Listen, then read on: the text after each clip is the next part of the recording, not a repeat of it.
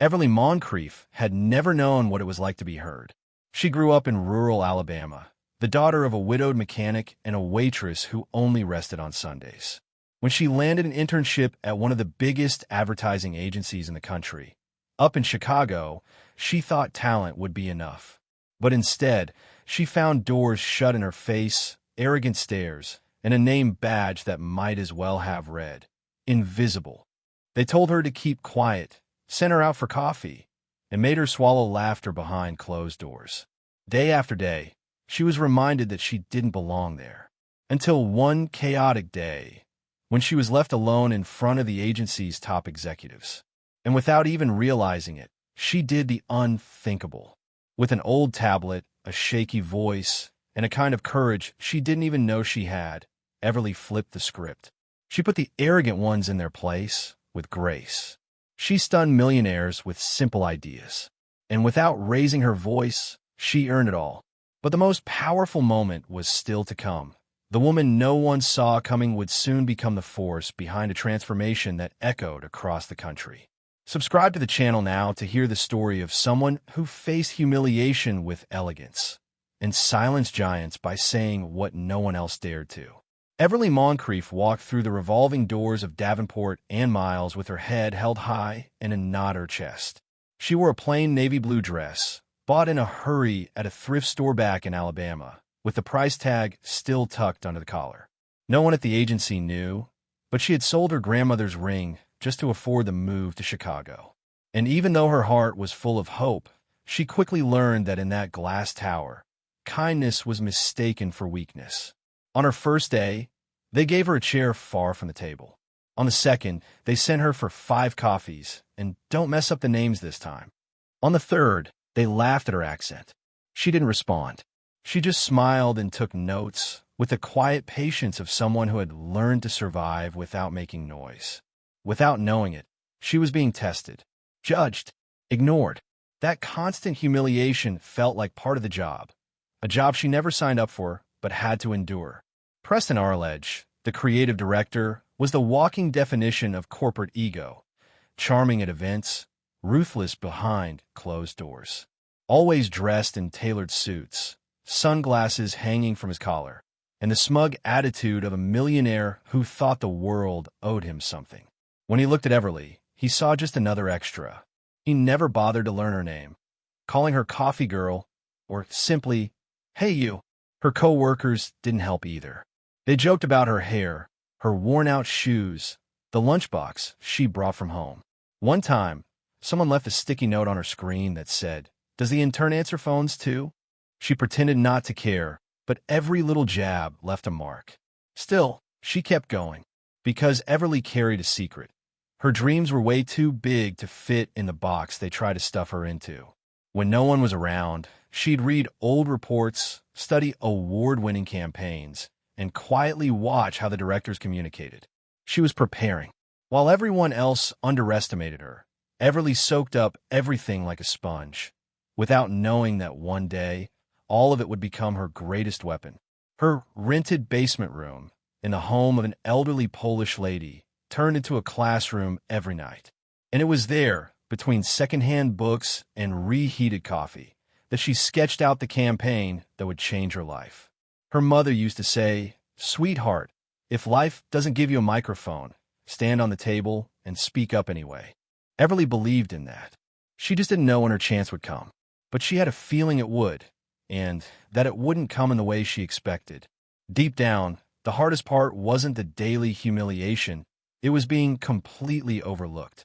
Invisibility has a bitter taste, and she'd known that flavor since she was a child. One day, while cleaning up after a meeting she wasn't invited to, Everly spotted a rough draft of an upcoming pitch in the trash. She read it, took notes, rewrote parts of it, and had an idea bold enough to be unforgettable. But it had to be shared at the right moment. And that moment hadn't come yet. Still, like everything else in her life, the unexpected had a habit of showing up unannounced. Preston had to pitch a new campaign to a major international client. Interns were only supposed to work behind the scenes. But Everly took a risk. She anonymously slipped her draft to the associate creative director. 2 days later, She saw a piece of her concept show up on the official team's slides with 0 credit. She said nothing, swallowed her frustration one more time, but she wrote it all down, including the name of the person who stole her idea. She thought, they might have the money, the titles, the connections, but they don't have my story. They haven't lived what I've lived. And that, though it didn't seem like it, was her edge. Because every time they treated her like a nobody, she reminded herself that people who've carried pain often shine the brightest, if they can figure out how to turn it into power. The real challenge? Finding strength without losing your softness. That gray Friday morning, Everly watched the team gather for the big pitch presentation. She had secretly contributed to more than half of it. But no one knew, and no one called her in, until something completely unexpected happened. Something that would change the course of that morning for good. On the 18th floor, the glass walls reflected a city moving at full speed, but inside the meeting room, time froze. The team that was supposed to present had vanished without a trace. Everyone, except Everly. She stood there clutching a folder to her chest, wide-eyed, her heart pounding like a runaway drum. Preston stormed in, furious. "Where is everyone?" he snapped. Silence. The client was already seated. The projector was already on. And the only person standing was her. Everly was still trying to make sense of what was happening when she heard a coworker whisper. They left the intern alone just to see what she'd do. A muffled laugh swept through the room like a cold breeze. Preston looked at her with disdain and muttered under his breath, "Sit down and don't say a word." But it was right then, in that exact moment, that everything changed. Without even knowing it, Everly took her first step toward the impossible, with a kind of courage she didn't even know she had. She walked up to the projector, opened her folder with trembling hands, and said, "Good morning, everyone." Silence. Preston froze. One of the multinational executives raised an eyebrow, intrigued. Everly continued, "My name is Everly Moncrief, communications intern, and today, I'm here to present an idea that was born from listening." No one stopped her. No one blinked. Not even her. For the first time, her voice filled the room with something stronger than fear, presence. As she spoke, the words flowed like they'd been rehearsed her whole life. She connected data with emotion, ideas with real stories. She didn't rely on flashy slides or fancy design, just her heart in her hands and a clear vision of what the audience needed to hear. The client looked mesmerized. Preston, in the back, was sweating. With every sentence, he gripped his pen tighter. "This campaign doesn't sell a product," she said, locking eyes with the table. "It sells a conversation between brands and people, between mistakes and second chances." A long pause. Then she added, "I know I may seem small, but sometimes it's the small ones who see what the big ones forget." The lead executive jotted something down. The marketing director gave a half smile, and Preston slowly sank into his chair. Everly could feel everything, the heat rising to her face, the silent doubt in the room, the subtle judgment, but also something else. A crack, an opening, a rare moment where the world was actually willing to listen to a story that didn't come from above, but from the ground. And that's what she gave them, a lesson, one born out of humiliation, but blooming in the bravery of someone who stood up after being knocked down. Preston, desperate, tried to cut in. "I think we've heard enough," he said, getting to his feet. But the client interrupted. "Actually, I'd like to hear more." And that's when Everly knew that room was her stage. That campaign was hers. And even though fear was still present, so was courage, occupying the same space, sharing the same soul. At one point, Everly shared a line she'd once heard from her father. "Selling a product is easy. What's hard is making someone remember how you made them feel." And in that moment, they all felt it. The energy in the room shifted. The air got heavier. Someone discreetly wiped away a tear. Preston swallowed hard. The humiliation that once belonged to her had now become his reflection. In the end, the client applauded. Slowly at first, then with genuine enthusiasm. Others followed. Even the ones who had mocked her in the lobby were now clapping. But Everly didn't smile. She simply lowered her eyes, like someone holding onto a secret, because she knew That moment wasn't just about a presentation. It was about everything she had lived through in silence. And everything still to come, far beyond applause. And it was in the middle of that applause that Preston finally understood. The girl he had ignored for months was the same one who had just made history in that room. But what he didn't know yet was that the biggest shock was still coming. Everly stood in front of the screen, no shield, no title, no backing, just holding an old tablet and carrying the weight of every time she'd been overlooked. The room was still silent when she turned to the whiteboard and began sketching out the campaign journey by hand. It wasn't just creativity, it was soul. She explained each phase with a clarity so disarming, it felt like she was stitching emotion to data. People leaned forward in their chairs. For the first time, Everly wasn't invisible. She was the brightest presence in the room. Human connection isn't something you buy, she said, looking the client straight in the eye. It's something you build, and it takes time and courage. A younger executive who'd been fiddling with his phone stopped. Preston clenched his jaw.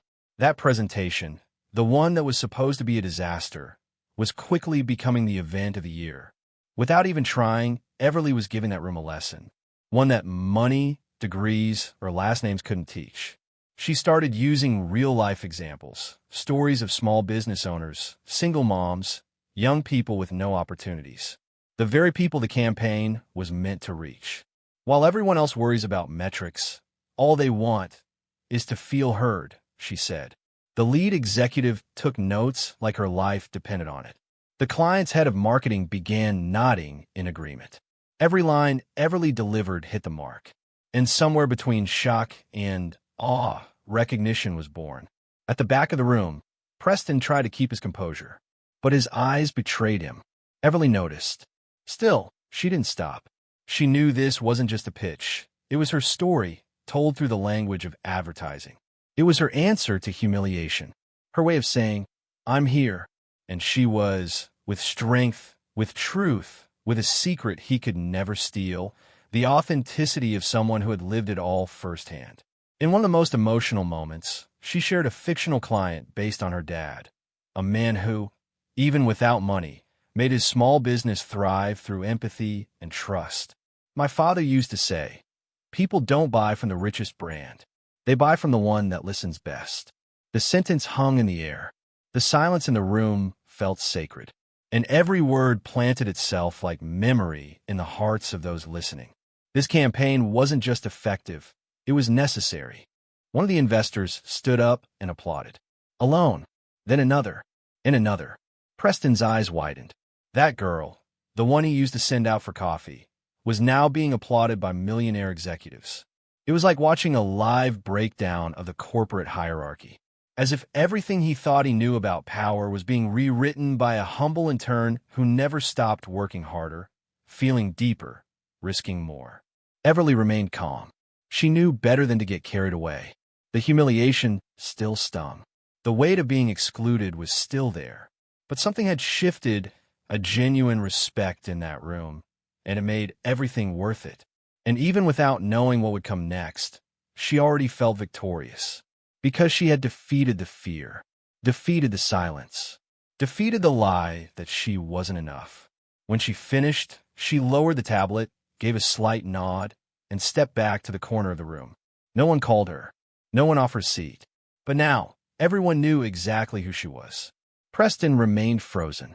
He looked at her with a mix of anger, shame, and fear. Yes, fear, because without realizing it, Everly had just become his direct threat. And while people were still processing what had happened, someone walked into the room with an urgent note. An invitation, signed by a name no one expected, and one that would turn the agency's hierarchy upside down. The news spread through the hallways like wildfire. The global CEO of the multinational, Mr. Benedict Calhoun, wanted a meeting with Everly Moncrief. No one could make sense of it. Preston went pale. That same girl who just yesterday was carrying paper cups was now being called into a private meeting with the most powerful man in the network, someone who hadn't even stepped foot in the agency in 3 years. Everly, stunned, thought it had to be a prank. But it wasn't. The black limousine parked at the entrance was proof enough. Her world was about to change. When she stepped into the office overlooking Lake Michigan, Everly felt small. But the CEO greeted her with a warm, almost fatherly smile. "You're the girl who made me cry watching a presentation on video?" he asked. She smiled, unsure how to answer. He continued, "I see thousands of ideas every year, but very few have soul. Yours had soul and courage." She sat down, and for the first time in a long while, the heavy weight of humiliation on her shoulders felt just a little lighter. Calhoun got straight to the point. "I want you to lead the campaign. Officially, in your own way." Everly was speechless, and before she could respond, he added, "And I want your name on every part of it. Full credit. All of it." For the first time in her life, someone in power was using their position to recognize her, not to erase her. There, among polished wooden furniture and million-dollar paintings, she realized the turning point had arrived, and there was no going back. Meanwhile, Preston was called into the boardroom. The mood was different, cold, harsh. He was reprimanded for letting an intern take the lead, for failing to recognize talent, for being the kind of leader who dims others' light out of fear of losing his own. When he left the meeting, his badge no longer granted access to the executive floor. He wasn't fired, but he was demoted, and everyone knew why.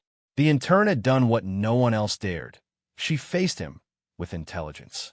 Even with all that happening, Everly stayed grounded. She turned down the offer for her own private office. She chose to keep working in the same space, but now, with a new posture. When she was invited to present the campaign officially, she insisted on including everyone's names, even those who had abandoned her during the first presentation. It surprised everyone, Preston included, but there was a lesson in that. One you don't learn in any MBA. Silent generosity is the most elegant form of justice. She closed her new presentation with a sentence she had written in her old intern notebook. "Sometimes true leadership is born in the silence of courage." The room went still, and once again the applause came. But this time, it wasn't out of obligation. It came from hearts that had been moved. Everly had won, not by shouting, but through substance, through authenticity, through the soul she poured into every word, even when no one believed in her. Preston didn't show up to the new presentation. Some said he was at HR, adjusting to his new position. Others said he simply didn't have the courage to look the girl he'd humiliated in the eye. But Everly wasn't carrying anger. She was carrying purpose, and a secret Preston would never have. The strength of someone who built everything the hard way, with no shortcuts. And that, in itself, was a victory far greater than any promotion. As she walked out of the room, a cleaning lady stopped her and said, "Miss, thank you for reminding us we can too." Everly smiled, and in that moment, she understood that her victory wasn't just hers. It belonged to every overlooked woman, every underestimated young person, everyone who unknowingly carries immense talent inside. And right then, Everly made a decision, one that would change many lives. Because when someone who once felt invisible starts seeing the invisible around them, the world begins to change. But what she didn't know yet was that her story was only beginning. Months passed after the presentation that changed everything. Everly Moncrief was now the creative manager at Davenport and Miles. Her desk, once hidden in a corner with no windows, now sat beside the executive board. But she kept one detail, the same chipped mug she used as an intern. A daily reminder of where she came from, of who she was, of everything she endured in silence. She knew she couldn't forget, because her secret, the one that gave her strength, was exactly that, her origin. With her new position, she did something unexpected. She launched an internal program called Invisible Voices. The goal? To bring in young people from public schools, children of janitors, cashiers, immigrants, and underestimated workers, and offer them training inside the agency. Talent isn't born in luxury, she would say, and each new face in the program carried not just hope, but the certainty that yes, it was possible. Possible even after humiliation, even without knowing where the path would lead. Among the first to join were Jacoby, the son of a janitor, Elena, daughter of a Peruvian seamstress, Malik, grandson of Syrian refugees.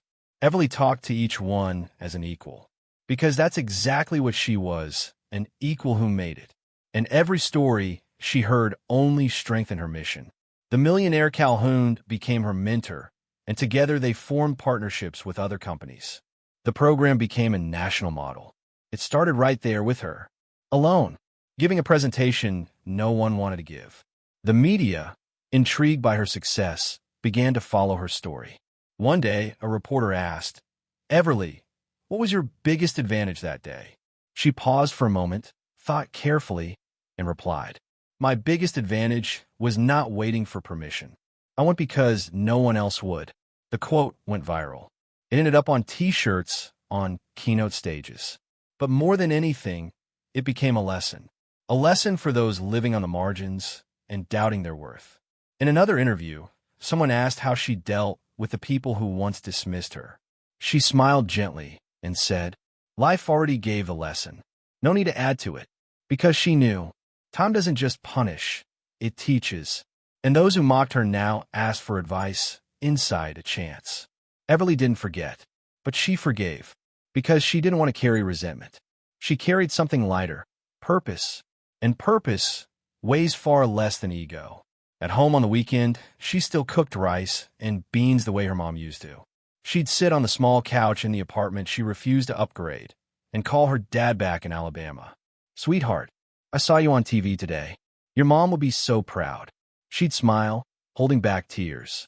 That same father, with hands rough from years of grease and labor, had taught her about dignity, about never bowing her head to arrogance disguised as power. One day, while visiting the room where she used to intern, she found a crumpled paper with her name spelled wrong, Everlyn. She tucked the note into her purse, not as a reminder of pain, but as a symbol of something true. The world will often write your story wrong, but it's up to you to rewrite it in your own handwriting. And Everly was doing just that, writing her story in ink made of courage. In the lobby, a new intern came up and asked, "Were you really just an intern before all this?" Everly laughed. "Just an intern? Sweetheart, I was everything. They just didn't see it." The two smiled, and Everly walked away with a quiet wave, leaving behind her a trail of admiration and hope. The woman who was once invisible was now a lighthouse. And with every step, she lit the path for others who still believe they didn't belong at the table. And now to you, watching this video, have you ever felt unseen? Like your ideas don't matter? Like you're just another face in the crowd? Then drop a comment and tell us where you're watching from. Like the video, subscribe to the channel, and remember, maybe all you need is a moment. Just one moment to show the world what you're really made of.